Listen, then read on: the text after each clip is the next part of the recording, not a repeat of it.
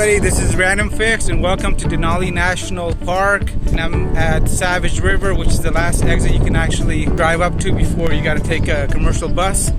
And I want to talk about some things you should consider before you come up to Denali.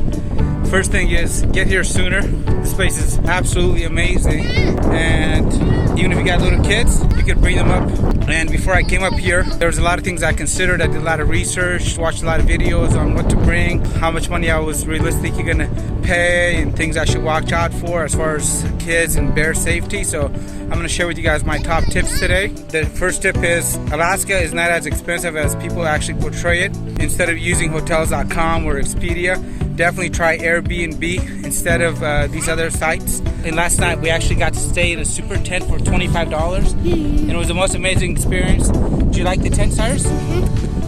Yeah, you guys love the tent.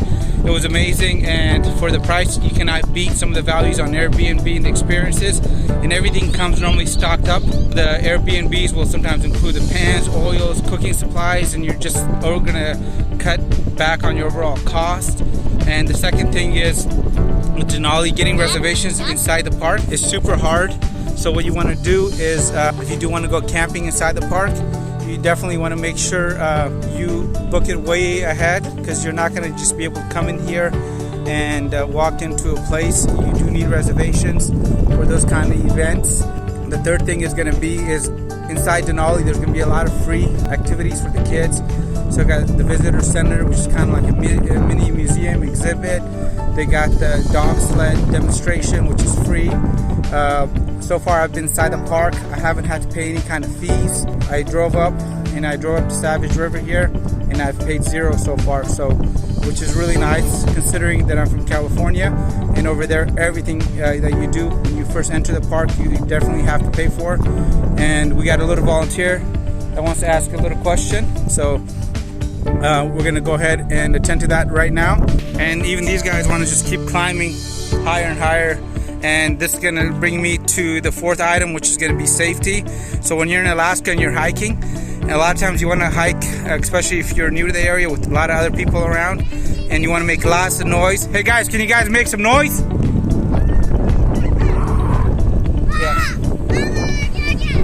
So if you'll notice when you're in Alaska, there's a lot of people have dogs out here, and dogs are a really big deal out here because it keeps everybody kind of in shape and tuned. And what they'll often do is they'll actually wear bells on the dogs to kind of warn the bears away.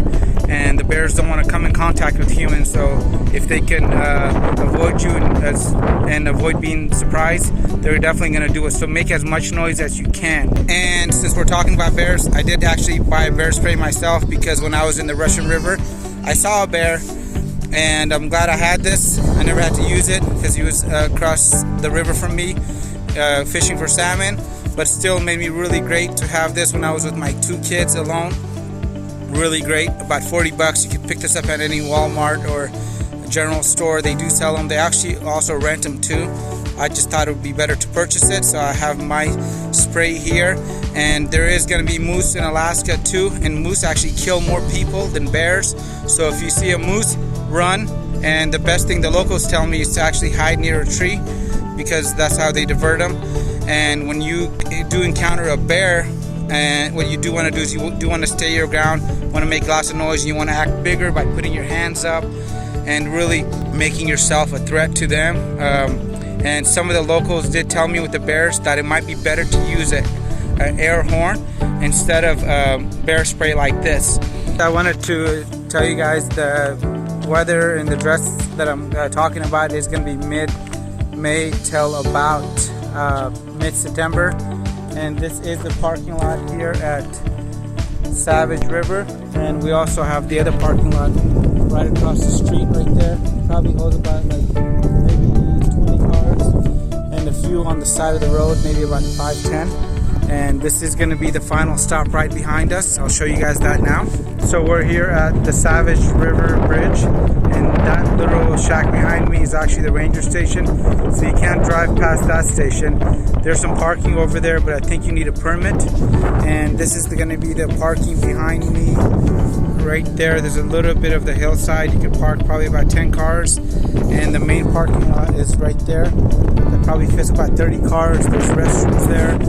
And when I'm talking about the traveling season, I'm talking about mid-May till about mid-September. As far as the dress code, if you come in the off season, you're definitely going to have to bring some serious weather gear, especially for camping. We're on our 5th item now.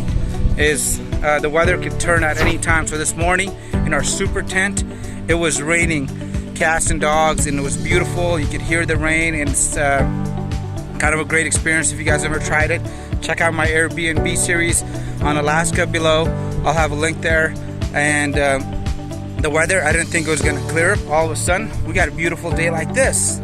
However, behind me, we got clouds. So those clouds are looking dark, and rain might be coming my way real soon. So you want to dress in layers. So wear a t-shirt, some kind of heavier, maybe long sleeve, and a rain jacket, and just be prepared for anything.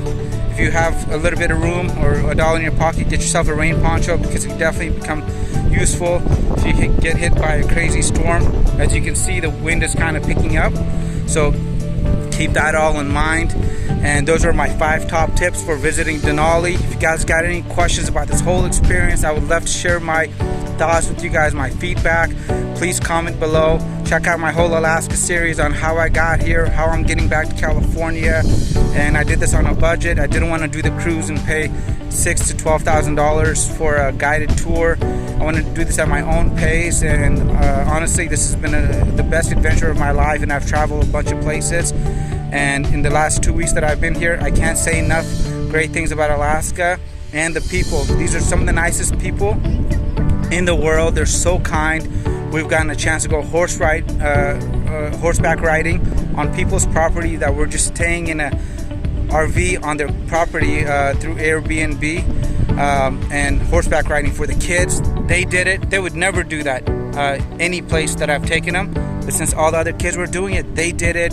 That herb gardens, we got to go hang out in their pool with them. So great people, great land. This is literally the land of natural resources, and the beauty here is amazing, and you'll never have a dull moment. And if you guys want to check out the whole hike up here, I'll have that link as well below on the actual Savage River here.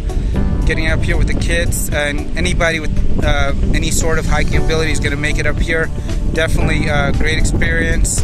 And as far as shoes and those kind of things, honestly, with my own personal experience hiking in Alaska, I brought a pair of sandals and 1 pair of tennis shoes, and the same thing with the kids, and we've gone by and we haven't had any problems. You guys want to say hi to everybody and bye again?